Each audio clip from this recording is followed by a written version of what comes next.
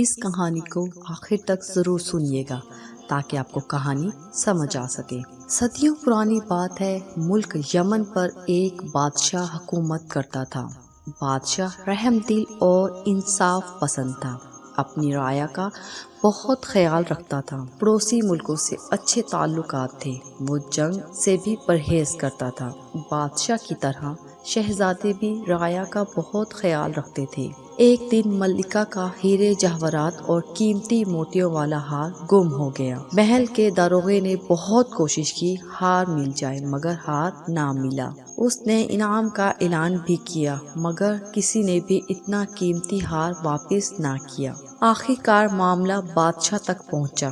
اس نے دربار میں اعلان کیا کہ ہمیں اپنے نوکروں خدمتگاروں پر بھروسہ ہے، مگر افسوس ان میں سے کسی نے نمک حرامی کی ہے اور ہار واپس کرنے پر تیار نہیں۔ کوئی ایسا ذہین آدمی چاہیے جو ہمیں ہار ڈھونڈ کر دے، ہم اسے مالا مال کر دیں گے۔ بہت سے لوگ آئے، انہوں نے نوکروں خادموں سے پوچھ گچھ کی، مگر کوئی بھی ہار واپس کرنے پر تیار نہ ہوا۔ ایک دن دربار لگا ہوا تھا۔ ایک آدمی ایک گدھا پکڑے دربار میں آیا۔ بادشاہ سلامت، یہ جادوئی گدھا یہ آپ کا ہار ڈھونڈ کر دے گا۔ ابو ذر نے کہا، مگر کیسے؟ بادشاہ نے حیرانی سے پوچھا۔ وہ ایسے بادشاہ سلامت، سب نوکر خادم خادمائیں باری باری اس کی دم کو ہاتھ لگائیں گے۔ جو ہی ہار چرانے والا ہاتھ لگائے گا، یہ ڈھینچو ڈھینچو کرنے لگے گا۔ سارے درباری حیران ہو گئے۔ انہوں نے کہا، ہمیں ہار سے غرض ہے۔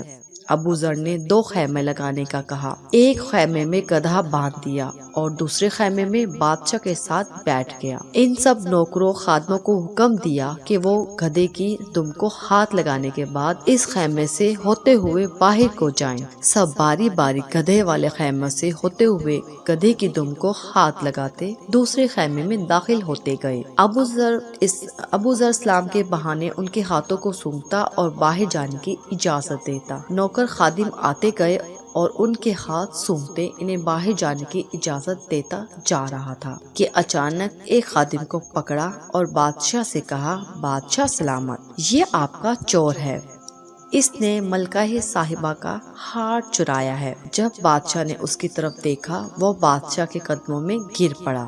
بادشاہ سلامت، مجھے معاف کر دے، میں لالچ میں پڑ گیا تھا، میں ابھی ہار واپس کرتا ہوں۔ بادشاہ نے اسے ہار لانے کا حکم دیا اور ابو ذر سے پوچھا، تم نے بڑی آسانی سے چور پکڑ لیا، یہ کیسے ممکن ہے؟ کیا گدھے نے تیری مدد کی؟ ابو ذر نے مسکراتے ہوئے کہا، بادشاہ سلامت، میرے گدھے میں کوئی کوالٹی نہیں، گدھا تو گدھا ہوتا ہے۔ میں نے اس کی دم پر تیز خوشبو لگائی تھی اور مشہور کیا تھا کہ چور دم کو ہاتھ لگائے گا وہ بولنے لگے گا۔ باقی سب نے گدھے کی دم کو ہاتھ لگایا۔ چونکہ یہ چور تھا، اس نے ہاتھ نہیں لگایا، نہ کہ اس کے ہاتھ پر خوشبو لگی، بس میں نے پہچان لیا یہی چور ہے۔ اتنے میں وہ نوکر ہار لے آیا، اس نے بادشاہ کو دیا۔